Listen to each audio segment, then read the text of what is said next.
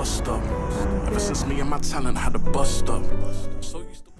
I am AKS, nothing more, nothing less than 1/3 of a group called Midas Touch. I'm a rapper, blogger, artist, whatever you want to call it, all round nice guy. Sometimes I feel like I should have never picked the pen up. I've been around for about 5 years. Like I've been around for 25 years actually, biologically. But like in terms of like the whole hip hop scene and everything, maybe about 5 years. I think I started off a little bit more inside the grime scene. Kind of naturally progressed into hip hop stuff. I've always been like around music. My dad plays the piano and he also plays the saxophone. So in my household, it was a case of always being around music from the likes of Fela Kuti, Dizzy Gillespie, those kind of individuals from the Afrobeat, sensing the African side of things, to jazz, a lot of jazz influences in the Western world. Initially, I started off like off the back of just seeing my dad and what he was doing on a day-to-day basis.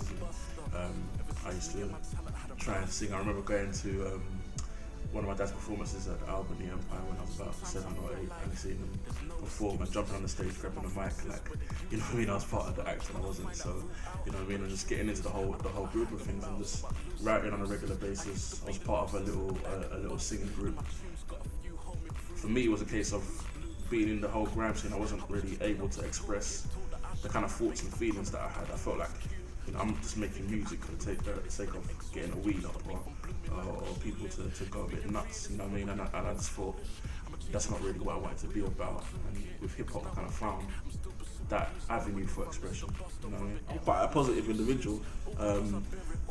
I can see where perhaps what I do as an artist doesn't really align with what is commercially viable in the sense of what the world, what the scene or the industry dictates. But I don't think that's a cause for real aggravation, really.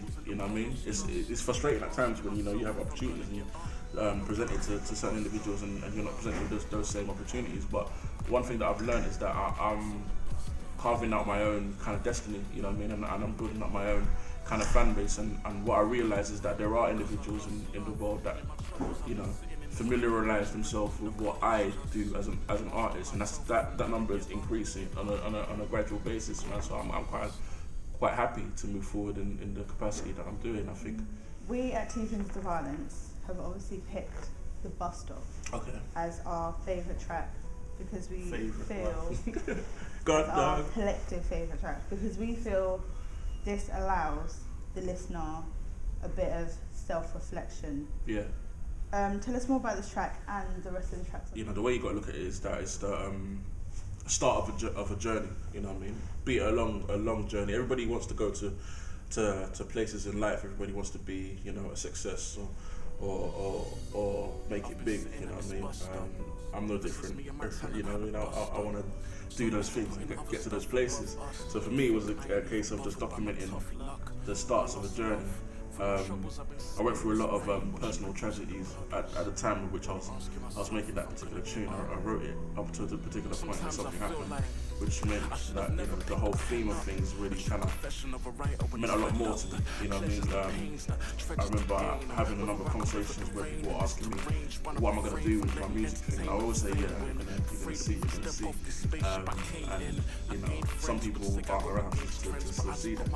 So like, I felt like I had to prove to myself, that waiting for the bus ain't enough.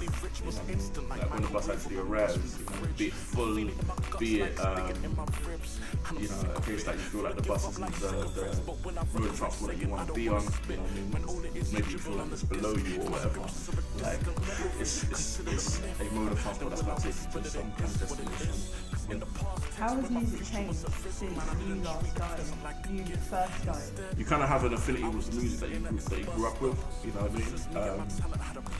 and to a certain extent, I think like the content of that music or the level of the music kind of degrades over time. I don't really see things getting progressively a bit better, but I see that things are cyclic. So You know what I mean?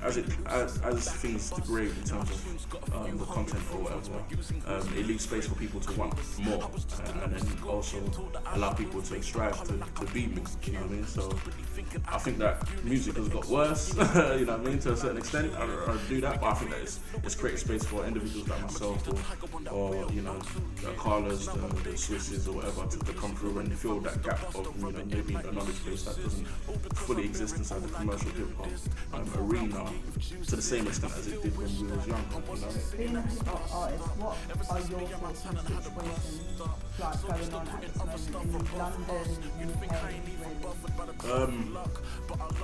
The word I would use to describe the whole situation is upset.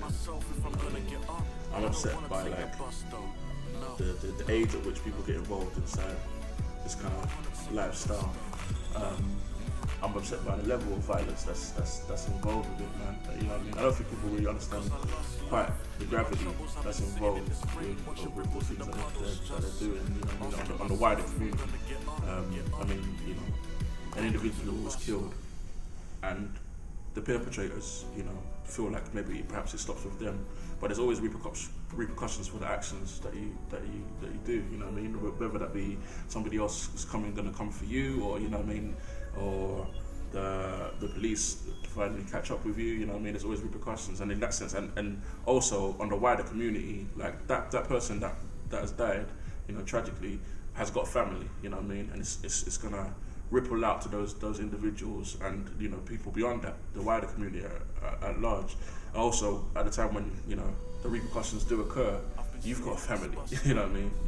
Like, where does it stop? The world is bigger than just your ends. You know what I mean?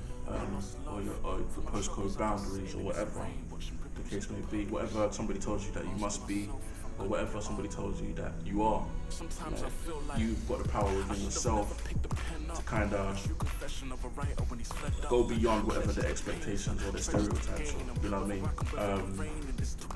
Everything's just about growth and allowing space to grow. So believe in yourself enough to know that you will grow. You know? The monologue was really just me trying, like, throughout the whole EP, there's nothing that really says this is me. You know what I mean? I am the shit or whatever. You know what I mean? And I wanted to take all of that energy that would have been throughout the whole of the EP on a normal, you know what I mean, on a normal release from an hip hop artist, and put it into one track and just say, look, this is who I am, but also this is what I stand for. So how do you react and feel about to know that you're the new generation of hip hop artists, the future of music, the realest hip hop artist around at the moment? That's all according to Twitter. That is Twitter, that is the internet. And We Plug Good Music also said you make timeless bodies of work that are seamless. I think it's humbling. That's you know, like, I think it's easy to chase the charts. Like, it's easy to go after that, like, just the soul thing that matters. You know what I mean? It's much harder as an individual to know that people's hearts and you know how they feel really is what matters at the end of the day. You know what I mean? And for me, success, you know, quote unquote, is in 10 years time, 20 years time, however long, somebody going through a trial or a tribulation and picking up a CD and putting it in and hearing my song and thinking, you know, if AKS did that, then I can do it. You know what I mean? Like, where everybody needs to be is the bus stop, right? So if you just go to www.thebusstopep.com, you'll find me there, man. I'm waiting for you. I'm waiting. Come, see me, man. Bus stop.